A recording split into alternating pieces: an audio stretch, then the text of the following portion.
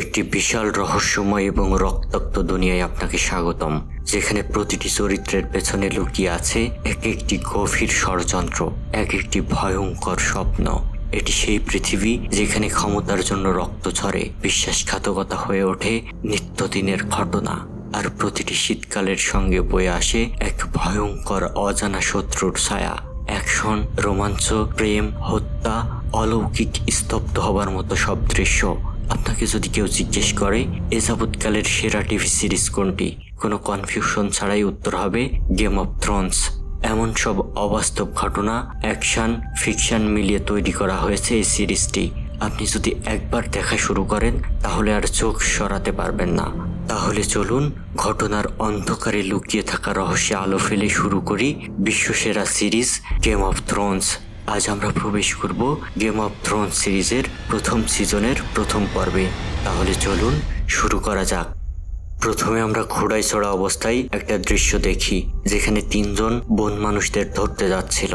কিছুটা পথ যাবার পর একজন একটা সাইডে গিয়ে অনেকগুলো মৃত মানুষকে ছড়িয়ে ছিটিয়ে পড়ে থাকতে দেখে ভয় পেয়ে সেখান থেকে চলে আসে। এরপর তিনজন একসাথে আবার সেখানে গিয়ে কোনো লাশই খুঁজে পায় না। এই অদ্ভুত ঘটনায় তারা খুব বিস্মিত হয়ে যায়। এরপর তিনজন যার যার মতো করে পুরো জঙ্গল সেই লাশগুলো তন্ন তন্ন করে খুঁজতে থাকে। হঠাৎ একজন একটা অদ্ভুত বস্তু পেয়ে হাত দিয়ে ধরে আস্তে আস্তে ওপরে উঠাতে থাকে, আর এটা ধরার কারণে একটা বন মানুষ তাকে মুহূর্তেই মেরে ফেলে। এটা দেখে বাকিরা ভয়ে আতঙ্কে শেষ হয়ে যেতে থাকে। এরপর তারা যখন পালাতে চেষ্টা করে, বন মানুষ আরো একজনের দেহ থেকে মাথা আলাদা করে ফেলে। এরপর দেখা যায় তিনজনের মধ্য থেকে একজন বেঁচে ফিরতে পেরেছে।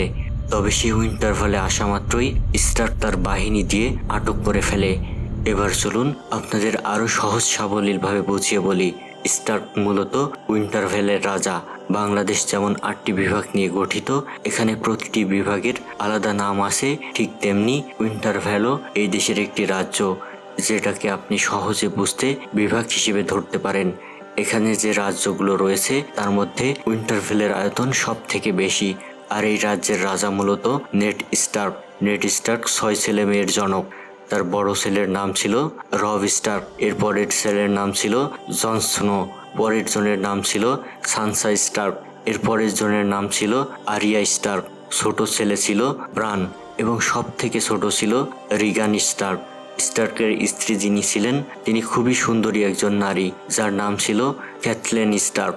এই নামগুলো শুনলে মাথার মধ্যে পুরো উলটপালট হয়ে যেতে পারে, তাই আপনারা কেউ চিন্তিত হবেন না। গল্পের সূত্র ধরে আপনারা সবাই প্রতিটা চরিত্রের নাম দারুণভাবে বুঝে ফেলবেন। পরের দৃশ্যে রব ও জনকে দেখানো হয় তারা তাদের ছোট ভাই ব্রানকে কিভাবে তীর চালাতে হয়, কিভাবে নিশানা লক্ষ্য করে তীর ছুটতে হয় এই বিষয়টা শেখাচ্ছিল। তবে সে খুব একটা ভালো পারছিল না। তবে দেখা যায় পেছন থেকে আরিয়া তীর ছুড়ে একেবারে নিশানায় ভেদ করে, যেটা পুরোই অবাক হওয়ার মতো ঘটনা। আর এটার কারণে ব্রান তার বোনকে ধরতে দৌড় দেয়। সে কেন তার লক্ষ্যে তীর ছুড়ল এটার জন্য। আরিয়া স্টার্কের ছোট মেয়ে, যাকে খুব ভালোবাসতো সে, এই দৃশ্যটি ওপর থেকে দাঁড়িয়ে দেখছিল স্টার্ক ও তার সুন্দরী স্ত্রী। ছেলে মেয়েদের এমন খুনসুটি দেখে তারা বেশ মজাও পাচ্ছিল। এমন সময় হঠাৎ রড্রিক নামে একজন ব্যক্তি এসে নেডকে কিছু বলতে দেখা যায়। সে আসলে সৈন্যরা যে একজনকে আটক করেছে এই বিষয়টি রাজাকে জানাতে এসেছে। আর যে লোকটিকে তারা আটক করেছে সে মূলত এই রাজ্যেরই প্রহরী ছিল। পরের দৃশ্যে দেখা যায় সে তার সন্তানদের নিয়ে বাইরে বের হন। এখানে উল্লেখ করার মতো একটা ঘটনা ঘটে, কারণ এখানে আমরা দেখতে পাই নেড তার সব থেকে ছোট ছেলে ব্রানকেও আজ সাথে নেয়। এরপর ব্রান লোকটির কাছে গিয়ে তার শেষ ইচ্ছে জিজ্ঞেস করে, কারণ নেড ইতিমধ্যেই তাকে হত্যা করার সিদ্ধান্ত নিয়ে ফেলেছে। তবে প্রহরী তার কোনো শেষ ইচ্ছের কথা বলে না, সে শুধু বারবার একটি কথাই বলতে থাকে, সে নীল চোখওয়ালা একজন বন মানুষকে দেখতে পেয়েছে। নেড প্রহরীর এসব কথায় পাত্তা না দিয়ে ওই মুহূর্তেই তাকে গলা কেটে হত্যা করে ফেলে। পরের দৃশ্যে দেখা যায় নেড তার আদরের ছোট ছেলেকে জিজ্ঞেস করছে, তুমি কি বলতে পারবে আমি কেন তাকে এভাবে হত্যা করলাম? উত্তরে ব্রান বলে সে মূলত একজন প্রহরী ছিল, যার কাজ ছিল পাহারা দেওয়া। সে এই কাজটি না করে তার দায়িত্বে অবহেলা করেছে, আর এই জন্যই আপনি তাকে শাস্তি দিয়েছেন। এরপর ব্রান তার বাবাকে জিজ্ঞেস করে, হোয়াইট ওয়াকার কি সত্যিই আবার ফেরত এসেছে? এই হোয়াইট ওয়াকার মূলত নীল চোখওয়ালা বন মানুষ। যার কথাই মৃত্যুর আগে ওই প্রহরী বারবার বলছিল। রাজা এই সময় তার ছেলেকে বলে হোয়াইট ওয়াকারের ফেরত আসার কোনো সুযোগ নেই, কারণ সে 4 বছর আগে চলে গিয়েছে। ফেরার পথে তারা আরও একটি মৃত বৃহৎ আকৃতির পশুকে দেখতে পেয়ে দাঁড়ায়। এই পশুটির গায়ে রক্ত মাখা ছিল এবং তার কয়েকটা বাচ্চা সেখানে ঘোরাঘুরি করছিল। এরপর দেখা যায় জন ওই অল্ফের বাচ্চা বাড়িতে নিয়ে যেতে চাওয়ার জন্য বাবার কাছে পারমিশন চাই। দেখা যায় সবাই একটি করে বাচ্চা নেয়। তবে এখানে ঘটে অদ্ভুত ঘটনা। জন তার ছোট ভাইকে বলে সে স্টার্ক না, অর্থাৎ সে স্টার্কের ঔরসজাত সন্তান না, তাই সে স্টার্ক পদবি ব্যবহার করতে পারে না। দৃশ্য পরিবর্তন হয়। এরপর এই 7 রাজ্যের রাজধানী কিংস ল্যান্ডিং ভেসে ওঠে, যেখানে জন এরিনের মৃত্যুর দৃশ্য দেখানো হয়। জন এরিন মূলত রাজার সব থেকে কাছের লোক ছিল, অর্থাৎ রাজার একটা হাত বলা যায়। তার পোস্টটি খুবই গুরুত্বপূর্ণ ছিল। এরপর আমরা রানী এবং তার ভাইকে দেখি। রানীর নাম ছিল সার্সি ল্যানিস্টার এবং তার ভাইয়ের নাম ছিল জিমি ল্যানিস্টার। তাদের দুজনকে আলোচনা করতে দেখা যায়। তাদের কথাবার্তা এমন ছিল যে জন এরিনের মৃত্যুতে তাদের দায় রয়েছে। এই দৃশ্যে আমরা একটি পাখিকে দেখতে পাই যে জন এরিনের মৃত্যুর খবর নিয়ে উইন্টারভেলে আসে। এই মৃত্যুর খবর প্রথমে ক্যাথলিনের কাছে আসে, আর ক্যাথলিন নেটের কাছে বলে। এটা শোনার পর নেট প্রচণ্ড কষ্ট পেয়ে শোকাহত হয়ে পড়ে। জন এরিনের সাথে নেট স্টার্কের খুব ভালো বন্ধুত্ব ছিল, কারণ এরিন ছিল তারই স্ত্রীর বোনের হাজব্যান্ড। আরও একটি খবর দেয় সে নেটকে, যেটা শুনে সে আরও বিচলিত হয়ে পড়েন। মূলত রাজা নেড স্টার্কের রাজ্য উইন্টারভেলে আসছেন। পুরো রাজ্যগুলো যে রাজার নিয়ন্ত্রণে, তিনি স্টার্কের রাজ্যে আসছেন। নেড স্টার্ক খুব চিন্তিত হয়ে পড়েন এবং রাজা কেন আসছেন এটার কারণ খুঁজে পান না। এবার দেখা যায় রাজার আগমন উপলক্ষে পুরো রাজ্যকে সাজানো হচ্ছে। ব্রান রাজসভার একেবারে চূড়ায় ওঠার জন্য অনেক চেষ্টা করে সফল হয়। এরপর সে রাজাকে আসতে দেখতে পাই। নেড তার সব লোকজন নিয়ে রাজাকে স্বাগত জানানোর জন্য অপেক্ষা করছিল। রাজা রবার্ট ও উইন্টারভেল রাজ্য প্রধান নেড স্টার্ক পুরাতন বন্ধু ছিল, তাই তারা একে অন্যকে দেখা মাত্রই কোলাকুলি করে নিজেদের বন্ধুত্বের পরিচয় দেন। এরপর রবার্ট মৃত লোকটির কাছে যেতে চাই, কিন্তু তার স্ত্রী বলে আমি এত দূর পথ আসলাম, একটু বিশ্রাম করে তারপর যাব। রাজা রবার্ট স্ত্রীর এই কথাকে একটুও গুরুত্ব দেয় না। রানী তার ছোট ভাইকে খুঁজে না পেয়ে জেমিকে বলে খুঁজতে। এরপর জেমি খোঁজাখুঁজি শুরু করে। এরপর নেট এবং রবার্টকে একসাথে কথা বলতে দেখা যায়। নেট রবার্টের কাছে জন এরিনকে নিয়ে কৌতূহলী হয়ে কয়েকটা প্রশ্ন করে, তবে রবার্ট বলে আমি জন এরিন সম্পর্কে তেমন কিছুই জানি না। রবার্ট নেটকে কিংস ল্যান্ডিংয়ে যেতে বলে তার সফর সঙ্গী হয়ে। রবার্ট মূলত নেটকে জন এরিনের ওই শক্তিশালী পদে বসাতে চায়, কিন্তু নেট ছিল খুবই বিনয়ী একজন মানুষ, যার কারণে সে সহজেই নিজেকে ওই পদের জন্য যোগ্য মনে করছিল না। রাজা রবার্ট এলিনা নামে একটা মেয়ের কবরের সামনে এসে অনেক শোকাহত হয়ে পড়েন। আর এই এলিনাকে রবার্ট খুবই পছন্দ করত, যে ছিল নেটের আপন বোন, যাকে নেটের শত্রুরা মেরে ফেলেছিল। পরের দৃশ্যে আমরা পেন্টস রাজ্যকে দেখতে পাই, যেখানে ডেনোরিয়াস টার্গেরিয়ান নামের সুন্দরী মেয়েটি অবস্থান করছে। তার ভাই ডেনোরিয়ার রাজ্য ক্ষমতা ফিরে পাওয়ার জন্য কাল রোগর নামে একজনের সাথে বোনের সম্পর্ক করায়। কাল রোগর ছিল দোদ্রোগীদের নেতা। এরপর কাল রোগর ডেনোরিয়াসকে দেখতে আসে। ডেনোরিয়াস ছিল খুবই সুন্দরী একজন নারী, যার কারণে দেখা মাত্রই কাল রোগরের ডেনোরিয়াসকে পছন্দ হয়ে যায়। এরপর তাদের বিয়ে ঠিক হয়। দোদ্রোগী ছিল একজন বীর যোদ্ধা, যে খুবই ঘোড়াপ্রেমী ছিল। পরের দৃশ্যে দেখা যায় উইন্টারভেলে সবাই অনেক আনন্দ ফুর্তিতে মেতে উঠেছে। এরপর আমরা ঘোড়া নিয়ে একজনকে উইন্টারভেলে ছুটে আসতে দেখি। এই লোকটির নাম হলো বেঞ্জন স্টার্ক, আর এই বেঞ্জন স্টার্ক ছিল নেড স্টার্কের ছোট ভাই।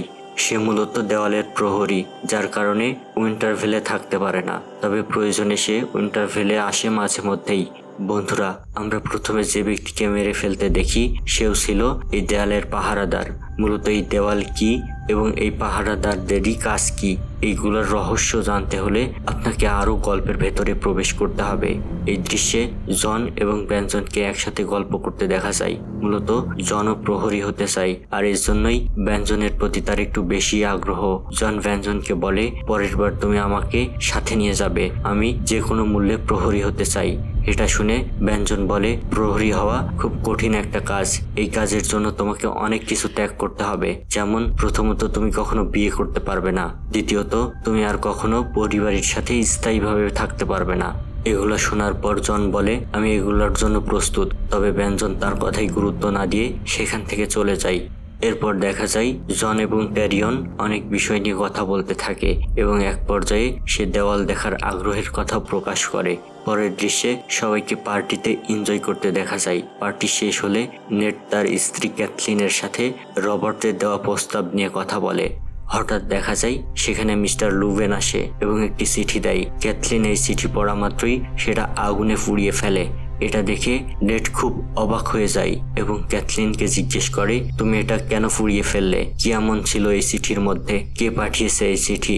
উত্তরে ক্যাথলিন বলে, এই চিঠি তার বোন পাঠিয়েছে এবং সে এখানে অ্যারিনের মৃত্যুর কথা লিখেছে এবং অ্যারিনকে মেরেছে রেনেসি। এমনকি সে এটি লিখেছে যে রাজার জীবনও শঙ্কার মধ্যে রয়েছে। এটা শুনে নেড খুব একটা পাত্তা দেয় না, কারণ সে ছিল খুবই সাহসী এবং উদ্যমী একজন মানুষ। তবে ক্যাথলিন খুব ভয় পেয়ে যায় বিষয়টি নিয়ে। সে আরো ভাবে এই চিঠিটি যদি অন্য কোনো মানুষের হাতে পড়ে তাহলে তার বোনের এবং বোনের ছেলের মৃত্যু পর্যন্ত হতে পারে, আর এটা যদি মিথ্যা কোনো তথ্য হয় তাহলে তার এত বড় রিস্ক নেওয়ার কথা না। এগুলা শুনে মিস্টার লুবেন বলে, তাহলে সত্য হলেও হতে পারে, এবং আরো বলে রাজার জীবন বাঁচাতে হলে নেডকেই দায়িত্ব নিতে হবে, কারণ সে ছাড়া আর কেউ এই ব্যাপারে তাকে সাহায্য করতে পারবে না। তখন ক্যাথলিন বলে, তারা তো অ্যারিনকে মেরে ফেলেছে, আপনি কি চান আমার হাজবেন্ড এত শঙ্কার মধ্যে অ্যারিনের জায়গাতে দায়িত্ব নিক? এর উত্তরে মিস্টার লুবেন বলেন, রাজা কাউকে বিশ্বাস করতে পারছে না দেখেই সে এত পথ পার হয়ে নেটের কাছে এসেছেন। পরের দৃশ্যে আমরা দেখতে পাই কাল রোগোর সাথে ডেনিরিয়সের বিয়ে হচ্ছে, যে বিয়েটি অনেক আগেই ঠিক হয়েছিল। এই বিয়েতে অদ্ভুত কিছু ঘটনা দেখি আমরা। একজন মেয়ের জন্য কয়েকজন ছেলেকে লড়তে দেখা যায়, এমনকি একজন একটি মেয়ের জন্য তার বন্ধুকে হত্যা পর্যন্ত করে ফেলে। আসলে এই বিয়ের নিয়মই এমন, কাউকে না কাউকে বলি দিতেই হতো বিয়ের অনুষ্ঠানে। দোত্রার নিয়মই এমন কঠিন, বিয়ের সময় একজনকে বলি দিতেই হবে। এরপর দেখা যায় কাল রোগো ও ডেনিরিয়সকে অনেকে এসে বিয়ের গিফট দিতে থাকে। অদ্ভুত অদ্ভুত গিফট দেয় সবাই। ডোরামোনোস নামে একজন এসে তাকে এই রাজ্যের ইতিহাস বই গিফট দেয়। এরপর দেখি পেন্টোস রাজ্যের প্রধান তাকে ড্রাগনের ডিম উপহার দেয়। রাজা বলে, এটা এখন পাথর হয়ে গিয়েছে, তবে এটা এমনই সুন্দর থাকবে সব সময়। এরপর কাল রোগো সেখান থেকে ডেনোরিয়াসকে নিয়ে চলে আসে এবং রোমান্টিক সময় পার করতে থাকে। পরের দৃশ্যে দেখা যায় নেড রবার্টের দেওয়া প্রস্তাব মেনে নেয়। সে রবার্টের হ্যান্ড অব দ্য কিং অর্থাৎ রাজার সব থেকে গুরুত্বপূর্ণ পদের দায়িত্ব নেয়, যার কারণে রবার্ট খুব খুশি হন, কারণ সে নেটের মতো একজন বিশ্বস্ত লোকই চেয়েছিল। এবং এরপর নেড শিকারের উদ্দেশ্যে যাত্রা করে। এরপর দেখা যায় ব্রান আবারও রাজ্যের সব থেকে উঁচুতে উঠতে থাকে। দেওয়াল দিয়ে উপরে ওঠার এক পর্যায়ে সে দেখতে পায় রানী ও তার ভাই রোমান্টিক সময় পার করছে। এরপর রানীর ভাই জেমি এসে ব্রানকে ধরে ফেলে, আর রানী মূলত ব্রানকে দেখে খুবই ভয় পেয়ে যায়, কারণ সে দেখে ফেলেছে তাদের। এখন কি হবে এটা ভেবে রানী কান্না করতে থাকে। জেমি তার বোনকে বলে, কিছুই হবে না, তুমি কোনো চিন্তা করো না। এটা বলেই সে ব্রানকে ধাক্কা দিয়ে নিচে ফেলে দেয়। এর মধ্য দিয়েই গেম অফ থ্রোনসের প্রথম সিজনের প্রথম পর্ব শেষ হয়ে যায়। হ্যালো বন্ধুরা, আমাদেরকে গেম অফ থ্রোনসের প্রথম পর্ব বিশাল ও জটিল জগতের সঙ্গে পরিচয় করিয়ে দেয়। আমরা দেখতে পাই যে বিভিন্ন পরিবার ও রাজ্যের মধ্যে ক্ষমতার লড়াই কেবল শুরু হয়েছে। নেড স্টার্ক তার পরিবারের সঙ্গে উইন্টারভেলে শান্তিপূর্ণ জীবনযাপন করলেও রাজা রবার্টের আকস্মিক আগমনে তার ভাগ্য বদলে যায়। রাজ্যের গুরুত্বপূর্ণ পদ গ্রহণ করা মানেই রাজনীতির কূটচালে পা রাখা, যা নেডের জন্য এক চ্যালেঞ্জ হয়ে দাঁড়ায়। অন্যদিকে ডেনোরিওর তার বোন ডেনোরিয়সকে কাল রোগোর সঙ্গে বিয়ে দিয়ে ক্ষমতা ফিরে পাওয়ার স্বপ্ন দেখছে, কিন্তু ডেনোরিওরের ব্যক্তিত্বের বিবর্তন আমাদের বুঝিয়ে দেয় যে সে শুধু একটি দাবার গুটি নয়, ভবিষ্যতে সে নিজেও রাজত্বের দাবিদার হয়ে উঠতে পারে। এপিসোডের শেষ দৃশ্যে ব্রান স্টার্কের পতন কেবল তার ভাগ্য পরিবর্তন করে না, বরং পুরো রাজনৈতিক ও পারিবারিক সংঘাতের একটি পূর্বাভাস দেয়। এটির মাধ্যমে বোঝা যায় যে গেম অফ থ্রোনস কেবল একটি সাধারণ রাজকীয় কাহিনী নয়, বরং বিশ্বাসঘাতকতা, ষড়যন্ত্র ও ক্ষমতার এক রক্তক্ষয়ী লড়াইয়ের উপাখ্যান হতে চলেছে। বন্ধুরা, বিশ্বসেরা সিরিজ গেম অফ থ্রোনসের প্রতিটা পর্ব এমন সুন্দর এক্সপ্লেনেশন পেতে চ্যানেলটি সাবস্ক্রাইব করে আমাদের সাথেই থাকুন। ধন্যবাদ।